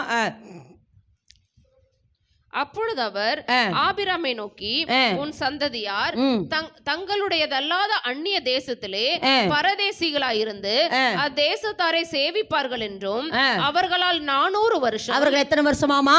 400 வருஷம் உபத்திரவப்படுவாங்க என்றும் நீ நிச்சயமாய் அறிய கடவாய். இவர்கள் சேவிக்கும் ஜாதிகளை, நல்ல விளக்கமா, இவர்கள் சேவிக்கும் ஜாதிகளை நான் நியாயம் தீர்ப்பேன், பின்பு மிகுந்த பொருட்கள். எப்படி இவங்க மேல ஒரு தீர்க்க தரிசனம் இருந்தது. இவர்கள் வெள்ளியோடும் மிகுந்த பொருட்களுடனே புறப்பட்டு வருவார்கள். புறப்பட்டு. இப்ப யாரு சொல்றாருன்னா, நல்ல விளக்கமா, 430 வருஷத்துக்கு முன்னமே தேவன் யாருகிட்ட வாக்குத்தத்தம் கொடுத்துட்டாரு? ஆபிரகாம் மட்டும் சொல்லிட்டாரு. 430 வருஷம், அதான் 400 வருஷம் தாருங்க. எதுக்குங்க 30 வருஷம் அப்படின்னு நீங்க சொன்னீங்கன்னா, இது யாருடைய தாமதம்னா மோசையினுடைய தாமதம். 400 வருஷம் தான் தேவன் சொன்னாரு. 400 வருஷம் முடிஞ்சிருச்சு. 400 வருஷம் முடிஞ்சதுக்கு அப்புறம் இவங்க வெளியே வந்திருக்கணும். ஆனா மோசையினுடைய ஒரு தவறுதல் சொல்லலாம். மோசையினுடைய ஒரு தவறுதலின் நிமித்தம் அல்லது மோசையினுடைய தாமதத்தின் நிமித்தம் அல்லது அந்த மோசை எகிப்தியனை கொண்டு போடுறவங்க அது நிமித்தம் அந்த தாமதம். அதாவது இஸ்ரவேல் ஜனங்களுக்கு 350வது வருஷம் இருக்கிற பொழுது மோசை பிறக்கிறார். 350வது வருஷம் இருக்கிற பொழுது மோசே பிறக்கிறார். இப்போ மோசே பிறந்து 40 வருஷம் எங்கே இருக்கிறாரு? பார்வோனினுடைய அரண்மனையில் வளர்க்கிறார். வளர்ந்துட்டு அங்கே ஒரு எகிப்தியனை கொண்டு போட்டுறாரா? அங்கே ஒரு எகிப்தியனை கொண்டு போட்டுறார். இது நிமித்தம் தேவன் அவனை உருவாக்குறதுக்கு 40 வருஷம் எங்கே நடத்திட்டாரு? வனாந்தரத்தில். அப்போ 40 எத்தனை? 80. அப்போ 480ல் 350 கழிச்சிங்கன்னா 30. அதுதான் இந்த 30 எக்ஸ்ட்ரானது. அதனால தான் இந்த 30 430 வருஷம். அதாவது 350 80 கூட்டினீங்கன்னா எவ்வளோ? 350 கணக்கில் இங்கே கேட்குறீங்களா? 350ஐயும் 80ஐயும் கூட்டி பாருங்கள், 430. அப்போ இதுதான் 430, இதுதான் 430 வருஷம் கணக்கு. அப்போது 430 வருஷம் கழித்து அதான் சொல்கிறேன், ஆபிரகாமுக்கிட்ட கொடுத்த அந்த வாக்கு தத்துவம் எத்தனை வருஷம் கழித்து நடக்குது? 430 வருஷம் கழித்து இவர்கள் போய் எகிப்தியரை கொள்ளையாடுகிற பொழுது அந்த கொள்ளையாடினதை எடுத்துக்கொண்டு வெள்ளியோடும் பொன்னோடு புறப்பட்டாங்க. வெள்ளியோடும் பொன்னோடும் புறப்பட்டு அந்த வெள்ளியோடும் பொன்னோடும் புறப்பட்டதை கொண்டுதான் வனாந்தரத்தில் அவர்கள் ஆசாரிப்பு கூடாரத்தை கட்டினார்கள். ஆமென் என்று சொல்லலாமா? அப்போ இன்னைக்கு கர்த்தர் என்ன சொல்றார்னா, நீங்கள் ஐஸ்வர்யவானாகும்படி அவர் உங்கள் நிமித்தம் தரித்திரராயிட்டார். மகளே, நீ சுகமா இருக்கணும் என்பதற்காக தேவன் சிலுவையில் என்ன இட்டாரு? உங்களுக்காக என்ன செஞ்சாரா? காயமானார். அவருடைய தழும்புகளால் நான் என்ன ஆகணும்? திரும்ப சொல்ற, அதை விசுவாசிங்கிறார். ஆபிரகாமுக்கு உண்டான ஆசீர்வாதம்னா என்ன? விசுவாசத்தினால் வருகிறார். அப்ப ஏசப்பா எனக்கு சொல்லிட்டே இரு. திரும்ப நான் சொல்றேன். ஜாய்ஸ் மேயர் அவர்கள் அவங்க குடும்பத்தில், அதாவது சொந்த தகப்பனினாலே அவர்கள் கற்பழிக்கப்பட்டு மன நோயினால் இருந்து அவர்கள் என்ன செஞ்சாங்க? ஒரு அறையில மன அழுத்தத்துக்குள்ள, டிப்ரெஷனுக்குள்ள இருந்த பொழுது வேதத்திலிருந்து 100 வாக்குத்தத்தத்தை எடுத்து அறிக்கிட்டாங்க. 6 மாசம் அறிக்கிட்டு எதுக்கு சொல்றேன்னா, வசனமானது ஆவியாயும் ஜீவனுமாய் இருக்கிறது. அந்த வசனம் நிச்சயமாய் வேலை செய்யும். வசனம் விதைக்கு அடையாளம். அந்த விதை நிச்சயமாய் விளையும். உங்க வாயிலிருந்து அறிக்கிடுகிற அந்த வசனம் நிச்சயமாய் விளையும். அப்படி அவர்கள் 6 மாதம் அறிக்கிட்டதுக்கு பின்பு தேவன் அவர்களுக்கு பரிபூர்ண சுகத்தை கொடுத்தபடினால் இன்னைக்கு உலகம் முழுவதும் அநேகரை எழுப்புகிற ஒரு நற்செய்தி வீராங்கனையா சுவிசேஷத்தை அறிவிக்கிறவளாய் கர்த்தர் இன்றைக்கு ஜாய்ஸ் மேயரை பயன்படுத்தி கொண்டிருக்கிறார். எதுக்கு சொல்றேன்னா, வசனத்தை பேசி ஏசப்பா தழும்புகளால் நான் சுகமான, இனி நான் ஐஸ்வர்யவான், வெள்ளியோடும் பொன்னோடும் தேவனனை ஆசீர்வதிக்கிறார். திரும்பவும் சொல்கிறேன், அவன் கையில் இருக்கிறத பிடுங்குங்கிற. நான் அப்படியே சொன்னது போல், ஆமாம், நம்ம ஒரு வீட்டுக்கு போய் அந்த சாரி எடுத்து நம்ம கட்டிட்டோம்னா அந்த வீட்டுக்குள்ளே விடாது, அவருன்னு நின்றும். அதே போல தான் சாத்தானை எடுத்துரு. ஆமாம், இது என்னுடைய ஆசீர்வாதம், இது என்னுடையது, இந்த ஆசீர்வாதம். ஏன்னா வெள்ளியும் பொண்ணும் கர்த்தருடையது. சொல்லுங்க, வெள்ளியும் பொண்ணும். திரும்ப சொல்லுங்க, வெள்ளியும் பொண்ணும் கர்த்தருடையது. நான் என்ன சொல்றேன்னா, சாத்தானுக்கு இந்த பூமியில எந்த அதிகாரமுமே இல்லை. என் மேலே இல்லை, என் ஆசீர்வாதத்தின் மேலே இல்லை, என் கணவன் மேலே இல்லை, மனைவி மேலே இல்லை, என் சரீரத்து மேலே இல்லை, சரீர உறுப்புகளுக்கு மேலே இல்லை, இந்த உலகத்தினுடைய மலைகள் மேலேயோ, காடுகள் மேலேயோ, ஆடுகள் மேலேயோ, மிருக ஜீவன்கள் மேலேயோ சாத்தானுக்கு எந்த உரிமையும் இல்லை. இதை மைண்ட் செட் பண்ணி. ஏன்னா இயேசு கிறிஸ்து அவனையும் அவனுக்கு உண்டான எல்லாவற்றையும் சிலுவையிலே உரிந்து கொண்டார். அவன் பாதாளத்துக்கு போக வேண்டியவன். அதனால தான் சொல்கிறான், எழுதப்பட்ட நியாய தீர்ப்பை அவனுக்கு செலுத்துங்கள். தியானிச்சிருக்கிறோம், எழுதப்பட்ட நியாய தீர்ப்பை அவனுக்கு செலுத்துகிறேன். அதாவது நீ எப்படி, அதனால தான் சொல்ல, அவனை தேவன் பவர்லெஸ் பண்ணிட்டாரு. அவனுடைய வல்லமையெல்லாம் உறிஞ்சிட்டாரு. அவனை பேனை பெருச்சாலியாக்கி, என்னமோ சொல்லுவாங்க பழமொழி, அதை மாதிரி அப்படி ஆயிடுச்சு இப்படி அப்படியெல்லாம் பார்க்காதுமா. நசுக்கிட்ட நீ விழுந்துட்ட, அவளாதான். நான் இனி ஐஸ்வர்யவானாக்கணும், என்னை கடனுங்கிற பேரில், தரித்திரங்கிற பேரில். இதை எதுக்கு சொல்கிறேன்னா, நம்மளை ஜெபிக்க விட மாட்டேங்கிற. எப்படி பார்வோன் இஸ்ரவேல் ஜனங்களை ஜெபிக்க விட மாட்டா, துதிக்க விட மாட்டா, ஆராதிக்க விட மாட்டா. அப்படியே நசுக்கிற போல சாத்தான் இன்னைக்கு நசுக்கிட்டு இருக்கிறான். இனி சொல்லுங்க, என் மேலே சாத்தான் உனக்கு என்ன இல்லை? அதிகாரம் இல்லை. வெள்ளியும் பொண்ணும் கர்த்தருடையது. சரி, திரும்ப சொல்கிறேன். அதாவது அந்த 1 ராஜாக்கள் 5ஆம் அதிகாரத்தை வாசிக்கிற பொழுது யார் சொல்கிறா? சாலமோன் சொல்கிறா, என் தகப்பன் ஈராம்கிட்ட சொல்கிறா, என் தகப்ப எல்லா சத்துருக்களையும் பாதப்படியாக்கி போட்டுட்டாரு. இனி நான் தேவனுக்கு என்ன செய்யணும்? ஒரு ஆலயத்தை கட்டணும். நான் இன்னைக்கு ஒரு வெளிப்பாடோடு சொல்கிறேம்மா, கர்த்தர் உங்களை ஆசீர்வதிக்கிறது அல்லது உங்களை நம்பணும். ஆண்டவர் உங்களை என்ன செய்யணும்? நம்பணும். எப்படி நம்பினார்? அதாவது இன்னொன்று சொல்கிறேன், எல்லாரையும் கர்த்தர் நம்பலை, ஒரு சிலரை கர்த்தர் நம்பி இவர்களை ஆசீர்வதித்தால் இவர்கள் தேவ ராஜ்யத்தை இந்த பூமியிலே கட்டுவார்கள் என்றதை கர்த்தர் நம்பி உன்னை ஆசீர்வதிக்கிறார். கர்த்தர் உன்னை நம்பி ஆசீர்வதிக்கிறார். இந்த மகனை ஆசீர்வதித்தா, இந்த மகனுக்கு கொடுத்தா தேவ ராஜ்யத்தை இந்த பூமியில கட்டுவார் என்று விசுவாசித்து தேவன் உங்களை ஆசீர்வதிக்க விரும்புகிறார். எதுக்கு சொல்கிறேன்னா, சாலமோனுடைய 4ஆம் அதிகாரம் 3 கர்த்தர் அவனை ஆசீர்வதிக்கிறேன்னு சொல்கிறார். நீ கேளாத ஐஸ்வர்யத்தை கொடுக்குறேன்னு 3ஆம் அதிகாரத்தில் சொல்கிறாரு. 4ஆம் அதிகாரத்தில் வெள்ளிகளை பொண்ணுகளை கொடுக்குறாரு. முதல்ல கர்த்தர் சாலமோனை ஆசீர்வதித்தார். 5ஆம் அதிகாரத்திலிருந்து தேவ ராஜ்யத்தை கட்டுறதுக்கு கர்த்தர் சாலமோனை ஆசீர்வதித்தார். ஆமேன் என்று சொல்லாமா. எதுக்கு சொல்கிறேன்னா, நீங்கள் ஆகாயில வாசிங்கன்னா தெரியும், வெள்ளியும் பொண்ணும் கர்த்தருடையதுன்னு சொல்லிட்டு கீழே சொல்கிறாரு, முந்தின ஆலயத்தின் மகிமையை பார்க்கலாம், பிந்தின ஆலயத்தினுடைய மகிமை பெரிதா இருக்கு. எதுக்கு தெரியுமா? இன்னைக்கு கர்த்தர் சொல்றாரு, தேவ ராஜ்யத்தை இந்த பூமியில கட்டுகிறதுக்கு கர்த்தர் என்னை நியமித்திருக்கிறபடினால் வெள்ளியோடும் பொன்னோடு கர்த்தர் என்னை ஆசீர்வதிக்க விரும்புகிறார். வெள்ளியோடும் பொண்ணோடு ஒரு பொருத்தனையோட ஆண்டவரே, தேவ ராஜ்யத்தை இந்த பூமியில கட்டுகிறதுக்கு அல்லது தேவனுடைய ஆலயத்தை இந்த பூமியில கட்டுகிறதுக்கு ஆண்டவரே என்னை ஒப்பு கொடுக்கிற. முதல்ல நீங்க என்ன ஆசீர்வதிங்க. சாலமோனை தேவன் எப்படி ஆசீர்வதித்திருந்தாரோ அதே போல அந்த ஆசீர்வாதத்துக்குள்ள தேவன் நம்மளை நடத்த விரும்புகிறார். ஆனால் நீங்கள் பாருங்கள், நிறைய இன்னைக்கு காணிக்கையை கர்த்தருக்கு கொடுக்க கூடாதபடி சாத்தான் நிறைய கைகளை கட்டுறான். எப்படி தெரியுமா? பார்வோ இந்த இஸ்ரவேல் ஜனங்களை சொல்கிறாங்க, நாங்கள் என் தேவனுக்கு போய் என்ன செய்யணும், பலி செலுத்தணும், நாங்கள் தேவனுக்கு போய் என்ன செய்யணும், பலி செலுத்தணும் அப்படின்னு சொன்னவொடனே பார்வோன் முதல்ல எதை தெரியுமா தடை செய்வான்? கரெக்டு, மிருக ஜீவன்களை. ஏன்னா பலி செலுத்துறது என்னதான், பலி செலுத்த மிருகங்களை தான் பலியிடணும். அப்போ மிருகங்களை தடை பண்ணிட்டா கொண்டு போய் பலி செலுத்த முடியுமா? அப்போ இன்னைக்கு எதுக்கு சொல்கிறேன்னா, நீங்கள் எந்த அளவுக்கு தேவ ராஜ்யத்துக்கு கொடுக்குறீங்களோ, தேவனுடைய ராஜ்யம், தேவனுடைய ஆலயங்கள் இந்த பூமியில் கட்டப்படுகிறதுக்கு கர்த்தருக்கு நீங்கள் விதைக்க விதைக்க விதைக்க விதைக்க கர்த்தர் உங்களுக்கு ஆசீர்வதித்து கொண்டே இருப்பார். ஏன்னா நீங்கள் இந்த பூமிக்குரியதல்ல, பரலோகத்துக்கு நீங்கள் கொடுக்குறீங்க. பரலோகத்துக்கு கொடுக்க கொடுக்க கொடுக்க கொடுக்க கர்த்தர் இன்றைக்கு இப்பொழுது இருக்கிற பார்க்கல 1000 மடங்கு ஆசீர்வதிப்பார். ஆமேன் என்று சொல்லலாமா? அப்போ நான் திரும்ப சொல்கிற மகளே, ஆபிரகாமுக்குண்டான ஆசீர்வாதம் உங்கள் வாழ்க்கையில் வருகிறதுக்கு நீங்கள் என்ன செய்யணும்? அறிக்கிட்டுட்டே இருங்க. ஆவியானவரை அறிக்கிட்டுட்டே இருங்க, அறிக்கிட்டுட்டே இருங்க, அறிக்கிட்டுட்டே இருங்க. எல்லாரும் இருக்கிற இடத்துல அப்படியே எழுமி நின்று ஒரே ஒரு வசந்த வாசிப்போம், ஒரே ஒரு வசந்த வாசிப்போம். கலாத்திரின் புத்தகம் 3ஆம் அதிகாரம் மறுபடி 14-15 வாசிங்கம்மா. 14-15 திரும்ப சொல்கிறேன். ஆபிரகாமுக்குண்டான ஆசீர்வாதம் நம்ம மேலே எப்படி வருதுன்னா, கலாத்திரின் புத்தகம் 3:14-15 வாசிப்பா.